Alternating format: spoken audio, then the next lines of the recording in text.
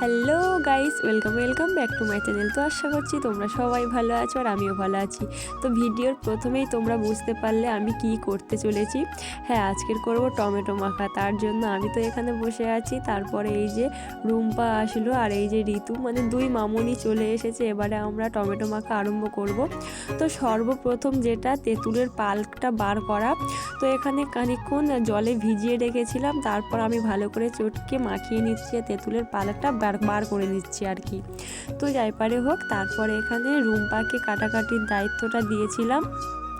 ও প্রথমে টমেটোগুলো কেটে নিয়ে তারপরে বললাম ধনেপাতাটা কেটে দে, তারপরে বলেছিলাম যে লঙ্কাটাও কেটে দে, মানে কুচু কুচু করে কেটে দিতে বলেছিলাম, ওর নাকি হাড় জ্বালা করবে। তো যাই পারে হোক, তারপরে বললাম যে আমি করে নিচ্ছি। তো এখানে লবণটা নিয়ে নিয়েছি আর এই যে দেখতে পাচ্ছ এখন কতটা লোভনীয় লাগছে, মানে মাখার পরে তাহলে কতটা খেতে টেস্টি লাগবে। তো এখানে আমি লঙ্কাটা ভালোভাবে কিন্তু হাত দিয়ে ডলে নিচ্ছি, যেহেতু ও কেটে দেয়নি, আমাকেই মাখাতে হবে। তো এখানে ঋতু এনেছিল কুল, মানে কে ওকে দিয়েছে, আর আমাদের গাববাড়ির কুল এটা। তোমরা এর আগের আমি একটা ভিডিও পোস্ট করেছিলাম, আমি রুম্পা রিম্পা পাড়তে গিয়েছিলাম।